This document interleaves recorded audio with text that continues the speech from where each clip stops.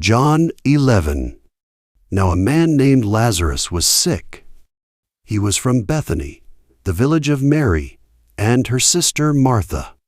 This Mary, whose brother Lazarus now lay sick, was the same one who poured perfume on the Lord and wiped his feet with her hair. So the sisters sent word to Jesus, "Lord, the one you love is sick." When he heard this, Jesus said, "This sickness will not end in death. No, it is for God's glory, so that God's Son may be glorified through it." Jesus loved Martha, and her sister, and Lazarus. Yet when he heard that Lazarus was sick, he stayed where he was 2 more days. Then he said to his disciples, "Let us go back to Judea." "But Rabbi," they said, "a short while ago the Jews tried to stone you, and yet you are going back there?" Jesus answered, "Are there not 12 hours of daylight? A man who walks by day will not stumble, for he sees by this world's light. It is when he walks by night that he stumbles, for he has no light."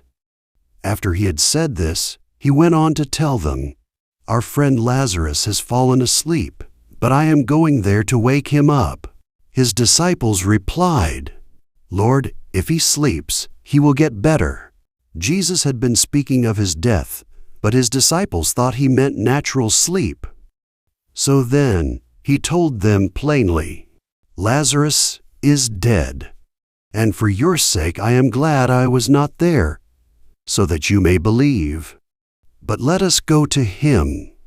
Then Thomas, called Didymus, said to the rest of the disciples, "Let us also go, that we may die with him." On his arrival, Jesus found that Lazarus had already been in the tomb for 4 days. Bethany was less than 2 miles from Jerusalem, and many Jews had come to Martha and Mary to comfort them in the loss of their brother. When Martha heard that Jesus was coming, she went out to meet him, but Mary stayed at home. "Lord," Martha said to Jesus, "if you had been here, my brother would not have died.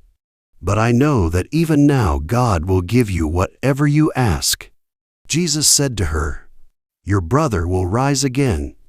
Martha answered, "I know he will rise again in the resurrection at the last day."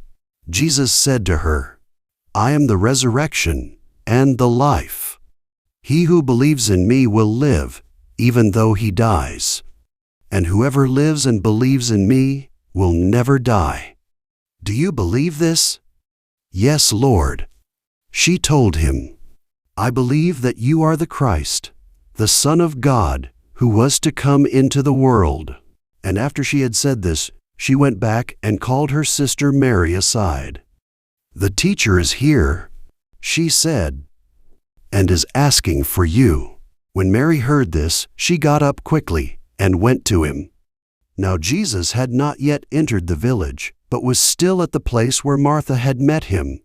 When the Jews who had been with Mary in the house, comforting her, noticed how quickly she got up and went out, they followed her, supposing she was going to the tomb to mourn there. When Mary reached the place where Jesus was and saw him, she fell at his feet and said, "Lord, if you had been here, my brother would not have died." When Jesus saw her weeping, and the Jews who had come along with her also weeping, he was deeply moved in spirit and troubled. "Where have you laid him?" he asked. "Come and see, Lord," they replied. Jesus wept. Then the Jews said, "See how he loved him." But some of them said, "Could not he who opened the eyes of the blind man have kept this man from dying?" Jesus, once more deeply moved, came to the tomb. It was a cave with a stone laid across the entrance. "Take away the stone," he said. "But Lord," said Martha, the sister of the dead man, "by this time there is a bad odor, for he has been there 4 days." Then Jesus said, "Did I not tell you that if you believed, you would see the glory of God?" So they took away the stone. Then Jesus looked up and said, "Father, the first thank you that you have heard me. I knew that you always hear me, but I said this for the benefit of the people standing here, that they may believe that you sent me." When he had said this, Jesus called in a loud voice, "Lazarus, come out." The dead man came out, his hands and feet wrapped with strips of linen, and a cloth around his face. Jesus said to them, "Take off the grave clothes, and let him go." Therefore many of the Jews who had come to visit Mary, and had seen what Jesus did, put their faith in him. But some of them went to the Pharisees, and told them what Jesus had done. Then the chief priests and the Pharisees called a meeting of the Sanhedrin. "What are we accomplishing?" they asked. "Here is this man performing many miraculous signs. If we let him go on like this, everyone will believe in him, and then the Romans will come and take away both our place and our nation." Then one of them, named Caiaphas, who was high priest that year, spoke up, "You know nothing at all. You do not realize that it is better for you that one man die for the people than that the whole nation perish."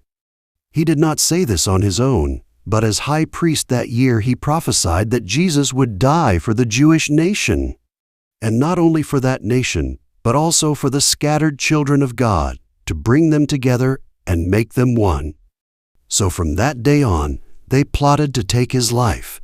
Therefore Jesus no longer moved about publicly among the Jews. Instead, he withdrew to a region near the desert, to a village called Ephraim, where he stayed with his disciples. When it was almost time for the Jewish Passover, many went up from the country to Jerusalem for their ceremonial cleansing before the Passover. They kept looking for Jesus, and as they stood in the temple area, they asked one another, "What do you think? Isn't he coming to the feast at all?" But the chief priests and Pharisees had given orders that if anyone found out where Jesus was, he should report it so that they might arrest him.